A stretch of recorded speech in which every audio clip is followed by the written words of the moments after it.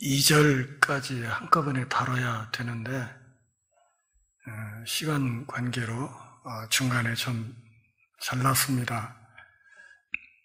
오늘 본문도 시간 따라서 하다가 적당한 부분에서 멈출 수도 있겠습니다. 13절부터 42절까지는 구브로 섬, 다시 말하면 키프로스 섬이죠. 이 키프로스 섬 사역에 성공했던 바나바와 바울이 두 번째 선교지였던 비시디아 안디옥으로 사역지를 옮겨간 이야기입니다. 오늘 본문이 중요한 것은 사도행전에 유일하게 사도 바울의 설교가 이 본문에 요약이 되어 있다 하는 것입니다. 이후에 사도행전이 사도 바울의 사역을 계속해서 다뤄가게 될 텐데 어디에도 오늘 본문처럼 바울이 했던 설교의 내용을 체계적으로 요약하고 정리해 놓은 것은 없습니다. 어쩌면 사도행전 끝날 때까지 바울이 모든 사역을 하는 과정에서 오늘 16절부터 41절까지 기록된 이 설교의 틀을 그대로 유지하면서 사역을 하지 않았을까, 그렇게 짐작할 수 있습니다. 누가는 스데반 집사의 설교를 상당히 길게 소개한 적이 있고, 또 베드로의 설교는 두 차례에 걸쳐서 자세하게 그 내용을 소개한 적이 있습니다.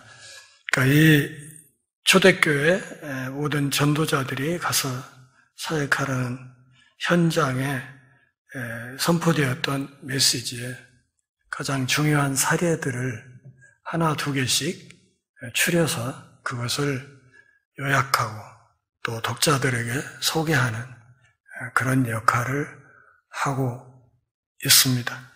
그래서 16절 이하에 시작되는 사도 바울의 사도행전에 기록된 최초 설교, 이 설교 내용을 앞으로 한 두 주에 걸쳐서 우리가 살펴보게 되겠습니다. 13절을 보시죠. 바울과 및 동행하는 사람들이 바보에서 퍼포스에서 배를 타고 밤빌리아에 있는 버가에 이르니 요한은 그들에게서 떠나 예루살렘으로 돌아갔다. 그러니까 이제 그 성경을 묵상해 가면서 좀 눈여겨봐야 될 그 본문의 흐름이 있습니다. 우선 13절에서 눈에 띄는 것은 바울의 이름이 맨 먼저 등장한다는 것입니다. 그동안에는 바울이 이렇게 앞으로 나오지 않고 언제나 누가 앞에 나왔었습니까? 바나바가 앞에 나왔었죠. 바나바와 바울 또는 바나바와 사울 이렇게 이야기를 했었는데 여기 2차 선교지, 이 비시디아 안디옥으로 옮겨가는 이 과정, 그리고 여기서 이루어지는 사역, 여기서부터는 누가가 바울의 이름을 맨 앞에 내세웁니다. 이것은 본문에 자세한 내용이 없기 때문에 그냥 추정할 수 있을 뿐인데 어쩌면 바나바가 이 선교 사역의 주도권을 바울에게 넘겼을 수도 있고, 혹은 바울의 선교 사역이 바나바의 어떤 사역보다는 훨씬 더 효율적으로 드러났기 때문에 그래서 바울을 맨 먼저 이야기하는 경우일 수도 있겠습니다. 저희 짐작으로는 그냥 바나바가 바울 뒤로 한 걸음 물러섰을 것이다 이렇게 생각이 되고, 바나바는 이제 13절에서는 바울과 및 동행하는 사람들 속에 포함이 됩니다. 바보에서부터 배를 타고 밤빌리아에 있는 버가에 갔다. 그러니까 여기 지도를 놓고 보면 항해를 배 타고 한 280km 정도를 배를 타고 갔습니다. 꽤 먼 거리죠.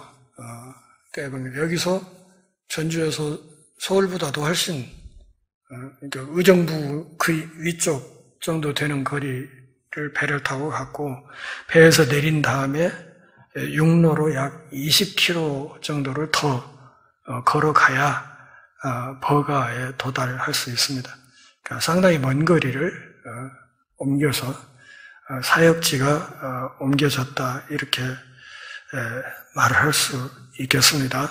이 버가라는 것은 북부 지역에 아크로폴리스가 있고 거기에 그 유명한 아데미 신전이 있었습니다. 다시 말하면 아주 거대한 아데미 신전이 있었다. 나중에 에베소교회 개척사를 볼 때도 우리가 다루게 되겠지만 위대하도다 아데미 신이여 하면서 막 외치면서 바울 죽이려 덤비잖아요. 그런 것처럼 이 아크로폴리스에 아데미 신전이 있었고 우상을 향한 제사가 아주 빈번했던 왕성했던 곳이라고 한다면 이 버가에서의 복음 전도 사역이 쉽다 어렵다. 상당히 어려울 것이다. 어려움이 예상되는 그런 지역에서의 사역인데 힘들어 보이는 그 지역으로 사역지를 옮기게 되었다 하는 것입니다. 그리고 이 과정에서 누가는 요한이 그들과 헤어져서 예루살렘 집으로 돌아갔다 이렇게 이야기를 했습니다. 자, 이 상황 요한이 그들에게서 떠나 예루살렘으로 돌아가고 이 상황을 바울이 어떻게 보고 있었는지에 대해서는 나중에 다루겠지만 15장 미리 좀 보시죠. 15장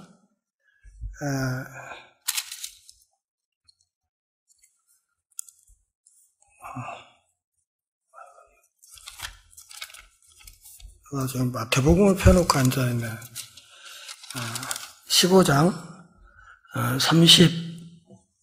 36절부터 39절까지를 한번 볼 필요가 있습니다. 같이 읽어볼까요? 며칠 후에 바울이 바나바더러 말하되 우리가 주의 말씀을 전한 각 성으로 다시 가서 형제들이 어떠한가 방문하자 하고 바나바는 마가라 하는 요한도 데리고 가고자 하나 바울은 밤빌리아에서 자기들을 떠나 함께 일하러 가지 아니한 자를 데리고 가는 것이 옳지 않다 하여 서로 심히 다투어 피차 갈라서니 바나바는 마가를 데리고 배 타고 구브로로 가고 그 다음 절 보면 바울은 이제 자기 선교 파트너로 누구를 택해요?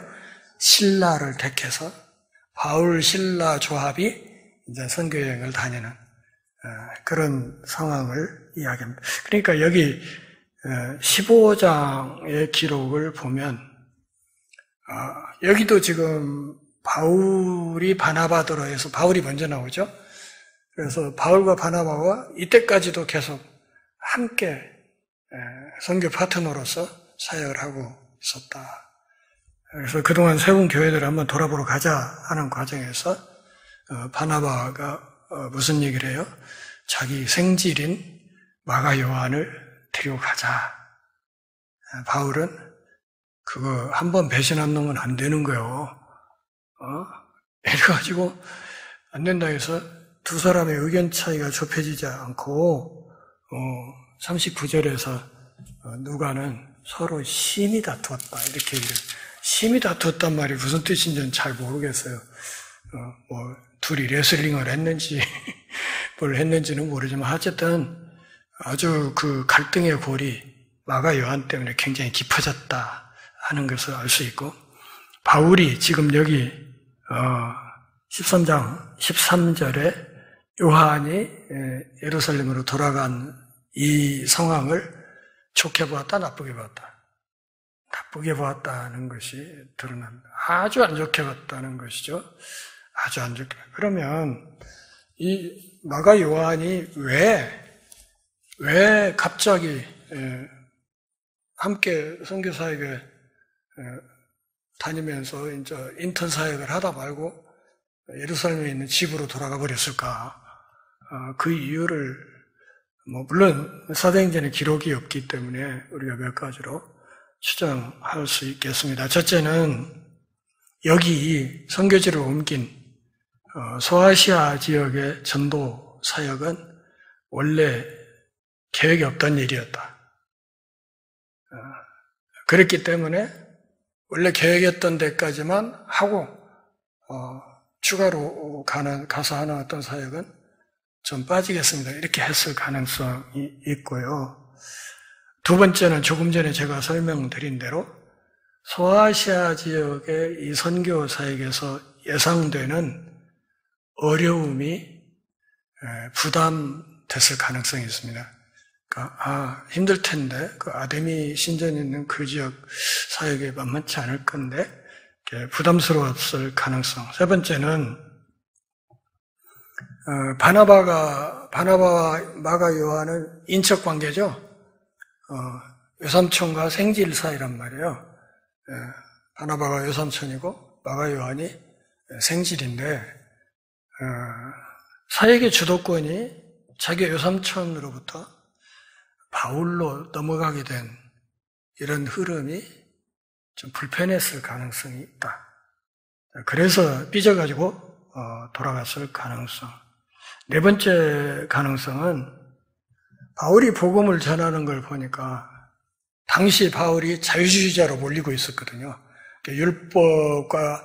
율법과 상당히 거리를 두면서 오직 믿음으로 구원을 얻는다는 이것을 전하는 그것이 유대인으로서 편견을 상당히 갖고 있었던 마가 요한이 보기에는 신학적인 입장 차이가 좁혀지지 않았을 가능성이 있습니다.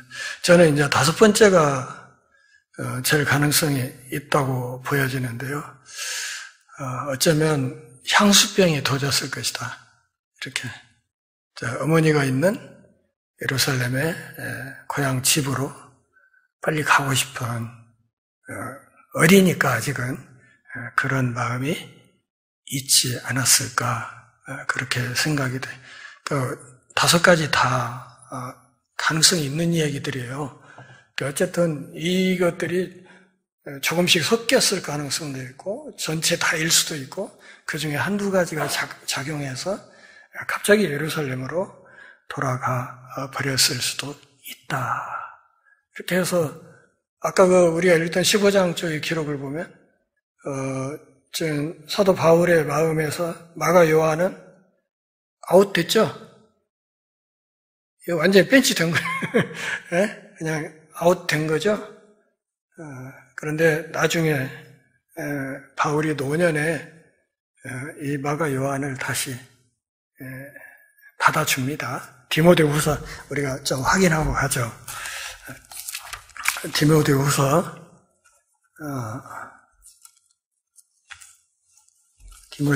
4장 11절을 한번 보십시오. 4장 11절 19절부터 보겠습니다. 4장 9절부터 너는 어서 속히 내게로 오라. 데마는 이 세상을 사랑하여 나를 버리고 데살로니가로 왔고 그레스게는 갈라디아로 디도는 달마디아로 갔고 이 배신자 목록을 쭉 얘기해. 그러다가 누가만 지금 나와 함께 있다. 이 사도행전을 기록했던 누가만 나와 함께 있다. 네가 올 때 디모데 목사 자네가 올 때 마가를 데리고 오라. 그가 나의 유일에 유익하니라. 마가 내가 앞으로 일하는데 필요하니까 마가 요한 데리고 와라. 이렇게 디모데 목사에게 부탁하는 것으로 볼 때 나중에 이제 어떤 계기가 어떻게 됐든지 간에 마가 요한이 나이 먹고 사역을 계속하고 철들어가면서 마음의 태도가 바뀌었든지 하여튼 어찌 됐든 간에 사도 바울의 사역의 말년에는 마가 요한을 동역자로 다시 품고 있는 모습이 성경에 나타납니다. 그렇게 해서 버가 지역으로 갔습니다. 14절 보면 버가에서 더 나아가서 비시디아 안디옥에 이르렀다. 이렇게 했습니다. 지난번에 안디옥은 수리아 안디옥이죠. 수리아 지역에 있는 안디옥이고, 여기는 지금 두 번째로 찾아간 여기는 비시디아 안디옥. 그러니까 도시 이름이 같지만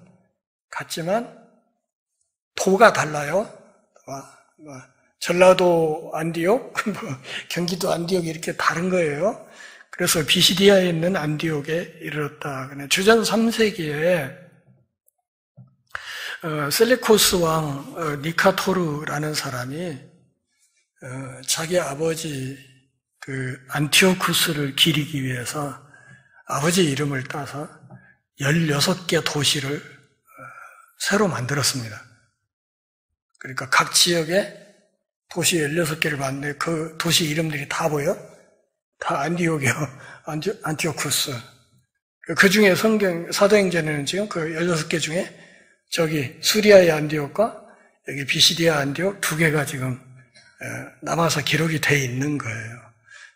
그래서 이 비시디아 안디옥에 이르렀다는 이야기입니다. 밤빌리아 북쪽에 있는 곳인데 상당히 큰 그 도시예요. 버가에서부터 안디옥, 이 비시디아 안디옥까지는 약 180km. 여기서 전주에서 한 안성 정도 되는 거리겠습니다. 그리고 고도가 해발 한 1200m 되는 곳. 그러니까 북한의 어떤 웬만한 지역보다도 해발 고도가 높은 그런 곳이었어요. 비시디아 안디옥으로 가서 안식일에 회당에 들어갔다. 여기 비시디아 안디옥에도 유대인들이 많이 머물러 있던 곳이었다는 것을 알 수 있죠. 물론 거기에 회당이 있다는 사실에서 그걸 알 수 있습니다. 그래서 안식일에 회당에 들어가서 앉았다. 뒷자리쯤 앉아 있었겠죠. 자리를 잡고 앉았어요. 회당에서 어떻게 예배하는가. 이제 그 예배 순서를 따라서 율법과 선지자의 글을 읽었어요. 모세 오경의 어떤 한 부분, 또 선지서의 어떤 부분들을 읽고, 그 다음 진행되는 순서에서 회당장들이 사람을 보내어 물어 이르되, 사람을 보냈다는 게 무슨 뜻일까요? 회당에 들어와 앉아 있는데, 지금 여기 회당장이 볼 때, 저기, 이영숙 집사님 정도 앉아 있는 그런데 있으니까 사람을 시킨 거죠. 가서 거기 앉아 있는 바울과 바나바를 향해서 뭐라고 말해요? 형제들아, 만일 백성을 권할 말이 있거든 말하라. 그러니까 우리가 방금 읽었던 하나님의 말씀에 기반해서 혹시 격려사 한마디 해줄 수 있겠어요? 이런 얘기를 한 거예요. 바울과 바나바에게 격려사 혹은 권면의 말 혹은 도전되는 이야기를 좀 해줄 수 있겠냐 이렇게 제안을 했어요. 그렇게 요청을 하니까 누가 일어났어요? 바울이 일어납니다. 바나바가 아니고 바울이 일어나서 손짓하면서 말을 하되 이스라엘 사람들과 및 하나님을 경외하는 사람들아 들으라. 여러분 들으십시오. 하면서 거기 회중들을 부르는데 두 가지로 불렀어요. 이스라엘 사람들. 이건 누굽니까? 유대인들이죠. 회당에 들어와 있는 유대인들. 및 하나님을 경외하는 사람들. 영어로 God fearer. 그러니까 하나님을 두려워하는 사람들. 이게 누구예요? 이건 이방인이죠. 이방인 중에 유대교로 들어와서 유대교의 예배 시스템을 받아들인 유대교 사람들이 섬기는 하나님을 경외하는 그런 입장에 유대교로 개종을 했든 그렇지 않든 간에 현재 회당에 들어와서 유대인의 예배에 참여하고 있는 이방인들을 일컬어서 하나님을 경외하는 사람 이렇게 이야기를 한 겁니다. 자, 저 뒤에 좀 넘어가서요. 26절 보실까요?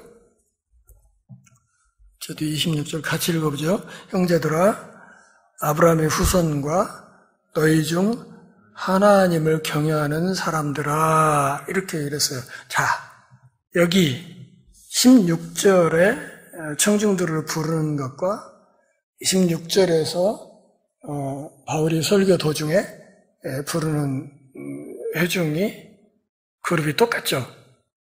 똑같아요. 먼저 유대인 부르고 그 다음에 이방인 부르고. 이방인의 호칭은 똑같은데 유대인에 대한 호칭만 살짝 바뀌었죠. 16절에서는 이스라엘 사람들 이랬었는데 26절에서는 아브라함의 후손들 이렇게 얘기를 한 거예요. 그러나 본질은 똑같죠. 그러니까 유대인 여러분, 여기 들어와 있는 이방인 여러분, 제 얘기를 들어보시겠습니까? 이렇게 설교가 시작이 된 거예요. 그러니까 16절은 사도 바울이 했던 설교의 서두로서 인사말이지요. 저 7장 2절부터 53절까지 보면 스데반의 설교가 있는데 여기 사도 바울의 최초의 설교의 큰 틀은 스데반이 했던 설교의 틀과 다르지 않습니다. 어떤 점에서 이스라엘 구약의 역사를 요약해가면서 메시아 이야기를 끌어들이고 있다 하는 점에서는 큰 틀이 똑같습니다. 다만 차이가 있다면 스데반은 옛 시대로부터 새 시대로 넘어왔다 하는데 방점을 찍었다면 사도 바울은 역사 속에서 하나님의 활동이 예수님의 오심으로 어떻게 절정에 이르렀는지 여기에 초점을 맞추면서 설교를 하고 있고, 또 한 가지 차이점이 있다면 스데반은 이스라엘 역사를 요약하는 중에 이스라엘의 반역과 또 그 과정에서 이스라엘의 실패를 강조하면서 사내들을 공격하는 설교를 했기 때문에 이스라엘의 반역, 또 그로 인한 그들의 실패에 중점을 두면서 설교를 했다면, 그 때문에 이제 결국은 죽죠. 설교를 했다면 사도 바울은 이스라엘의 실패보다는 초점을 이스라엘에서 하나님 쪽으로 옮겨서 하나님의 오래 참으심, 그리고 그 하나님의 인내에 기반한 하나님의 변함없는 사랑을 강조하는 이야기로 틀로 해서 설교를 끌고 가고 있다. 그러면서 결국 그 설교의 클라이맥스 쪽에 누구를? 예수 그리스도의 오심과 그분의 십자가의 죽으심과 부활을 설교의 정점 부분에 두고 이야기를 끌고 간다 하는 차이점이 있습니다. 이걸로 보아서 아까 말씀드렸죠? 스데반의 설교와 사도 바울의 설교가 큰 틀이 같다고 얘기를 했잖아요. 이게 뭘 의미하는가 하면 그만큼 스데반 집사의 영향력이 컸다. 그때는 스데반 집사의 이 설교를 듣고 사도 바울이 화가 머리 꼭대기까지 나서 돌로 쳐 죽이는 일에 가담했었잖아요. 그가 투석형을 받아서 죽어가는 현장에 사도 바울이 돌팔매질하는 사람들의 벗어짓긴 옷을 들고 옆에서 구경하고 있었잖아요. 그랬던 사람이 그가 돌에 맞아 죽어가면서도 얼굴이 천사처럼 환한 얼굴로 그렇게 평안 가운데 죽어가는 그 모습. 아울러서 자기에게 돌팔매질하는 사람들을 원망하거나 저주하거나 욕하지 않고 오히려 그들을 위해서 기도하면서 하나님 저들을 불쌍히 해주십시오. 이렇게 기도하면서 천사 같은 모습으로 숨지는 모습에서 굉장히 깊은 감명을 받았을 것이고, 그로 인해서 스데반 집사가 죽기 전에 했던 그 마지막 설교가 어쩌면 바울의 가슴에도 깊이 박혔을 것이다. 이렇게 추정할 수가 있는 것이죠.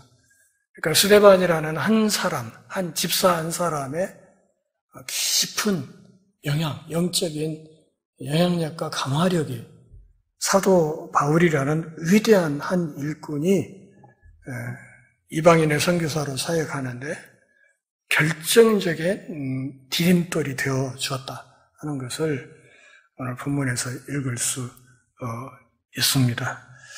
자, 17절 보시죠. 이 이스라엘 백성의 하나님이 우리 조상들을 택하시고 애굽 땅에서 나그네된 그 백성을 높여 큰 권능으로 인도하여 내사. 첫째로 하나님이 우리 조상들을 선택하셨다. 그러니까 유대인들은 하나님의 선민이다. 제사장 나라다. 이렇게 이야기를 한 겁니다.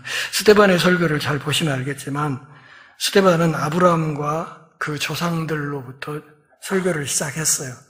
근데 사도 바울은 어디에서 출발합니까? 하나님의 선택과 출애굽에서부터 이야기를 시작합니다. 그러니까 창세기는 살짝 하나님의 선택으로 압축해버리고 곧바로 출애굽기로 넘어오면서 설교를 시작합니다. 첫째로 하나님이 이 유대 나라를 택하셔서 제사장 나라가 되게 하셨다. 둘째, 애굽 땅에서 종되었던 애굽 땅에서 나그네 된 그 백성을 높여서 그 권능으로 이끌어내셨다. 자, 한 가지 좀 이상하게 보이는 데가 있죠.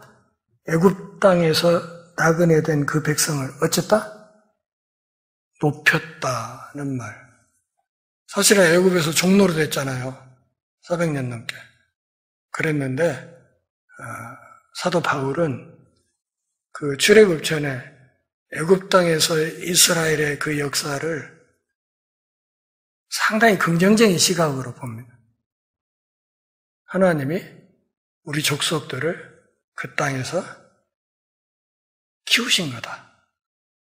그러니까 높이 들어 올리기 위해서 키우신 과정이었다. 이렇게 보는 겁니다. 그러니까 단순히 노예 생활이라고 해서 어둡게만 본 것이 아니라 그 역사를 상당히 긍정적으로 평가했다 하는 것이죠. 그러다가 마침내 때가 되니까 하나님이 그들을 이끌어내셨다. 스데반 집사는 이스라엘의 실패를 계속해서 강조하면서 설교를 했지만 사도 바울은 이 초점을 누구로? 이스라엘이 아니라 하나님 쪽으로 옮겨서 하나님이 우리 민족을 선택하셨다. 그리고 애굽 땅에서도 하나님이 우리 민족을 높이셨다. 때가 되니까 이끌어내셨다. 누가? 하나님이 이렇게 했다는 거예요. 하나님께서 특별한 백성으로 우리 민족을 택하시고 기르시고 그리고 때가 되면 약속의 땅으로 이끌어 가기 위해서 끄집어내셨다. 이렇게 이야기를 한 겁니다. 이제 광야 생활로 넘어옵니다. 18절. 광야에서 약 40년간 그들의 소행을 어쨌다? 참으셨다. 여기 어떤 사본에 보면요. 신약성경 사본이 여러 가지인데 어떤 사본에 보면 그들의 소행을 참았다 이렇게 쓰지 않고 그들을 양육하셨다 이렇게 된 사본이 있어요. 이것은 아까 그 애굽에서의 삶을 하나님이 또 비셨다 하는 것과 어떤 뉘앙스를 일치시키기 위한 것으로 생각이 돼요. 어떤 사본에 그렇다는 것이죠. 그런데 여기 참으셨다 하는 이 말은 더 정확한 의미는 하나님이 안아주셨다. 하나님이 보듬어 주셨다. 이런 이야기입니다. 하나님이 보듬어 주셨다. 광야에서 약 40년간 이스라엘 백성들이 뭐였어요? 열심히 순종만 했습니까? 네? 얼마나 이 말썽꾸러기들인데, 그러죠? 진짜 말썽 많이 부렸잖아요. 원망하고 애굽으로 돌아가려고 하고 모세 공격하고 별짓을 다 했는데도 사도 바울은 이 40년 광야 생활의 역사를, 그들의 소행을 하나님이 참으시고 그들을 끌어안아 주셨다. 이렇게. 그러니까 하나님의 시각에서 이스라엘 백성들을 품고 끌어가시는 역사로 진술하는 겁니다. 이런 초점의 이동은 우리가 살면서 상당히 중요할 때가 있어요. 그렇죠? 그러니까 우리 삶에 내 의지전한 모습을 계속 주목하여 보면 그럴 때 있잖아요. 아유, 내가 하나님이라도 나 같은 것은 가만 안 둬. 뭐 이런 생각이 들 때가 있잖아요. 그런데 그것을 이제 시선을 옮겨서 내 삶을, 내 믿음의 삶을 시작하셔서 오늘까지 이끌어 오신 그분의 시각에서 내 삶을 이렇게 조명하기 시작하면 바울의 이 설교처럼 약간 다른 시각으로 보일 수가 있어요. 그렇게 시선을 옮겨보는 것도 대단히 중요하겠다는 생각이 때로는 듭니다. 자, 19절 같이 읽습니다. 가나안 땅 7 족속을 멸하사 그 땅을 기업으로 주시기까지 약 450년간이라. 450년에 대해서 신학자들 사이에 말이 많지만 대체로 애굽에서의 생활을 포함해서 광야와 길 그리고 가나안 정복사를 아우르는 대략적인 시간의 범위를 그렇게 바울은 그냥 450년간 이렇게 이야기를 한 것으로 보입니다. 그래서 그 후에 이제 곧바로 또 선지자 사무엘 시대로 넘어갑니다. 근데 사무엘을 뭐라고 얘기해요? 선지자다. 사무엘 때까지 사사를 주셨다. 마지막 사사인데 그를 선지자라 이렇게 이야기를 합니다. 그러니까 선지자 혹은 사사들 가운데서 유독 사무엘을 이야기한 이유가 뭐예요? 사무엘 시대에 12지파가 통합이 됐거든. 이스라엘 12지파가 하나의 공동체로 통합이 되는 그런 흐름이 있었기 때문에 사도 바울은 이 사무엘을 굉장히 중요한 사사이자 굉장히 중요한 선지자라고 보고 있습니다. 마지막 사사이자 동시에 최초의 선지자로 그렇게 평가하면서 사사시대를 이렇게 한 줄로 요약을 했습니다. 사사시대 이후에 왕정시대가 되죠. 거기 21절에 보면 그 후에 이스라엘 사람들이 왕을 구하거늘 하나님이 베냐민 지파 사람 기스의 아들 사울을 40년간 주셨다. 사울이 이스라엘의 초대 임금으로. 근데 이 왕정을 시작하게 된 원인이 뭐라? 이스라엘 백성들이 왕을 구했다. 인간 왕을 구했다는 거예요. 인간 왕. 신정국가 이스라엘은 누가 왕이에요? 하나님의 왕이죠. 그런데도 그들은 이웃한 나라들처럼 우리도 인간 왕이 있어야겠다. 그렇게 생각해서 하나님께 요청을 한 거예요. 우리에게도 왕을 주십시오. 왕을 주세요.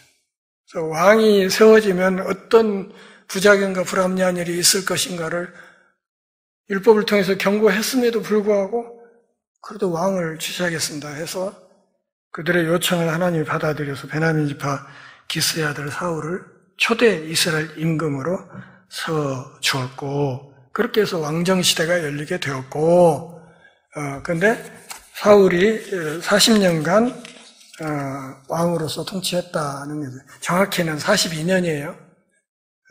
42년. 이걸 놓고 성경 틀렸다 이렇게 얘기하면 안 되고요.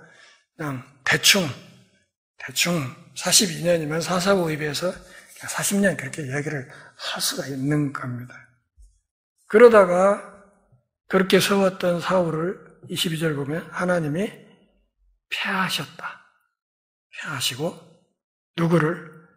다윗을 왕으로 세우셨다. 다윗이 이스라엘 왕될 조건이 됐어요? 안 됐어요? 사무엘이 다윗의 집에 갔을 때 다윗 뭐 하고 있었어요? 밖에서 양치고 있었죠. 막둥이라 형님들하고 아버지하고 사무엘하고 안에서 식사하고 있을 때 그 식사 자리에 낄 군번이 안 돼서 군번이 안 돼. 거기에 낄 주제가 안 되는 거예요.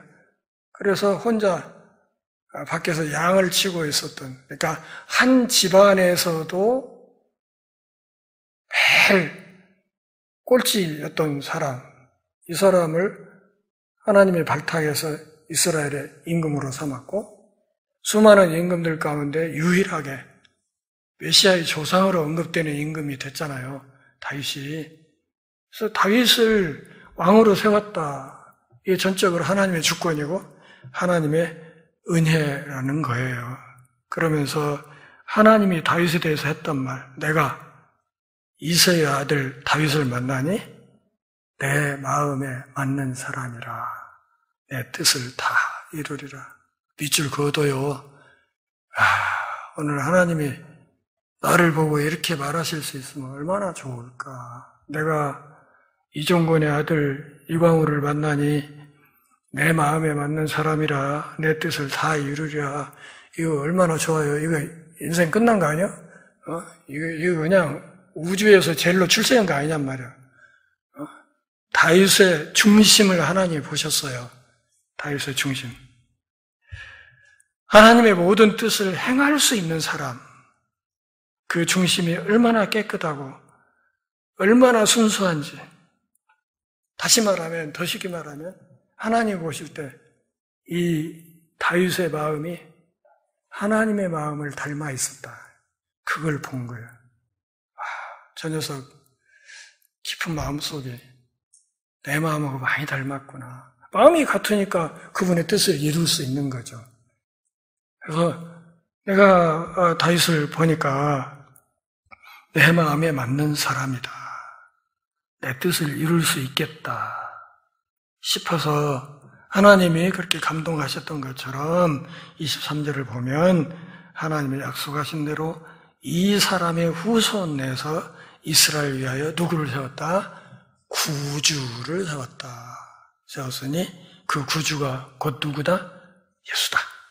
이렇게. 자, 설교의 핵심부로 들어왔어요. 나사렛 예수가 구세주고, 그리고 다윗 언약을 성취한 사람이다. 자, 다윗이 평생 마음속에 품었던 소망이 하나 있었죠. 그거요. 성전 건축하는 거였어요. 성전. 나는 이 널찍한 왕궁에서 사는데 우리 하나님이 머무실 곳이 없구나. 이렇게 생각을 하고 제가 성전 지어야겠습니다. 제가 성전 지을게 했는데 하나님이 뭐라고요? 말려. 넌 안 돼. 넌 군인이어서 피를 얼마나 많이 흘린 사람이야. 네 인생은 피범벅이야. 그런 사람이 성전 건축하면 쓰겠어. 네 후손을 통해서 성전을 건축하도록 하겠다. 이게 다윗 언약의 핵심이잖아요. 이 언약의 핵심에는 1차적으로는 솔로몬이 성전을 건축하는 이야기가 들어있지만 단순히 거기서 끝나는 것이 아니라 나중에 다윗의 계보에서 오게 될 진정한 메시아 예수님까지 이어지는 이 언약을 다윗 언약으로 하나님이 주셨다는 것인데, 이 다윗 언약을 성취시키신 분이 바로 나사렛 예수시다. 그분이 구주이시다. 그분은 구약에서 약속한 메시아이시다. 그분이 다윗 언약을 성취하신 분이시다. 그분이 다윗 언약을 성취하신 진정한 메시아라는 그 증거로 24절에서 사도 바울이 드는 예가 하나 있죠. 그게 누구예요? 세례 요한이에요. 세례 요한. 세례 요한 이야기를 하는 것은 지금 바울의 이 설교를 듣고 있는 비시디아 안디옥 회당에 거기 모여 있는 사람들에게 세례 요한의 이야기가 잘 알려지지 않았다. 잘 알려졌다는 거예요. 그들이 잘 아는 이야기예요. 여러분 세례 요한 이야기 잘 아시죠? 그 사람이 바로 이 예수님의 전령이었어요. 이 이야기를 하는 거예요. 세례 요한을 증인으로 내세우면서 예수님이 다윗 언약을 성취하신 분이시다. 무슨 얘기냐면 세례 요한의 영향력이 북아프리카부터 소아시아까지 로마 제국 전역에 있는 유대인들에게 알려져 있었다는 것을 말하는 것입니다. 그러면서 25절에서 요한의 이야기를 합니다. 요한이 그 달려갈 길을 마칠 때 말하되 너희가 나를 누구로 생각하느냐? 여러분 제가 누구 같습니까? 어떤 사람들은 세례 요한을 향해서 뭐라고 그랬어요? 당신이 그리스도죠. 그리스도 아닙니까? 이렇게 얘기를 했을 때 세례 요한이 명확하게 하는 이야기가 있었죠. 나는 그리스도가 아니다. 나보다 뒤에 오시는 분, 그분이 있는데 나는 그분의 발에 신발끈을 풀기도 감당하지 못하리라. 발에 신발끈을 묶고 푸는 작업은 누가 하는 거예요? 노예가 하는 거예요. 당시. 노예들이 하는 일이었어요. 그러니까 나는 그분의 노예 자격도 안 돼. 예수님을 극단적으로 높인 거죠. 극단적으로. 그래서 제자들 앞에서 광야를 거니는 예수님을 보면서 보라. 세상 죄를 지고 가는 하나님의 어린 양이다. 그러면서 또 뭐라고 얘기해요? 그는 흥하여야겠고 나는 서하여야 하리라. 나는 사그라져야 되고 그분은 계속 높이 떠야 된다. 이만은 훌륭한 종 아닙니까? 이 모든 종의 자세가 이래야 되는 거예요. 그분이 흥해야 되고 나는 사라져야 된다. 나는 그분의 종 자격도 안 돼. 극단적으로 높인 거죠. 우리 한자말에 여러분 조카라는 말이 있어요. 조카, 발족자, 아래하자. 조카, 각하, 전하. 무슨 뜻이에요? 전하 뜻이 뭐예요? 저는 그 황족이 머무는 높은 누각을 말하죠. 당신은 그 높은 데 계시고 나는 그 아래에 엎어져야 될 존재. 그런 뜻으로 전하 이렇게 얘기를 하는 거예요. 조카라는 말도 무슨 저는 당신의 발 아래 있어야 되는 사람. 이런 뜻이 조카라는 말. 각하라는 말도 마찬가지고요. 우리나라 대통령을 각하라고 박정희 때 많이 그랬지만 사실은 일본에서는 각하는 그냥 도지사급이에요. 천황이 최고고. 자, 나는 그분의 종 자격도 안 되는 사람이야. 이렇게 얘기를 했다. 이거죠. 그러면서 26절에서 다시 그들을 불러 형제들아, 아브라함의 후손, 이 과가 뭐예요? 이방인과 유대인의 벽이 무너졌다. 지금 회당 안에 사도 바울이 복음을 듣는 이 무리가 유대인과 이방인이 섞여 있는 거예요. 함께 있는 거예요. 예전에는 꿈도 못 꾸던 그런 상황이에요. 너희 중 하나님을 경외하는 사람들, 이 이방이죠. 이 구원의 말씀을 우리에게 보내셨다. 우리에게 보내셨다. 그러니까 이 구원의 말씀을 지금 유대인만 듣는 것이 아니라 누구도 하나님을 경외하는 이방인들도 다 듣고 있는 거예요. 그러니까 모든 사람들이 유대인과 이방인을 구분하지 않고 모든 사람들이 예수 그리스도 안에서 주어지는 구원의 은혜 안에 다 들어오게 됐다 하는 이야기를 하는 것입니다. 27절 같이 읽겠습니다. 예루살렘에 사는 자들과 그들 관리인들이 예수와 및 안식일마다 외우는 바 선지자들의 말을 알지 못함으로 예수를 정죄하여 선지자들의 말을 응하게 하였도다. 선지자들의 말의 핵심이 뭐였어요? 메시아가 이 땅에 와서 고난받을 것이다. 그걸 예언했잖아요. 특별히 이사야서 53장. 메시아가 와서 고난을 당할 것이다. 그가 우리의 짐을 다 짊어질 것이다. 그것이 성취됐다는 거예요. 어떻게 해서? 예루살렘에 사는 자들, 그들 관리들, 특별히 유대교 종교 지도자들로 범죄자들을 딱 한정지었어요, 바울이. 일반 주민들 말고 예루살렘의 최고 종교 지도자들이 나사렛 예수를 정죄했다. 어쨌다? 죽였다는 거예요. 죽였는데 그 이유가 뭐예요? 안식일마다 그들이 달달달달달 외우고 있었던 선지자들의 말을 몰라서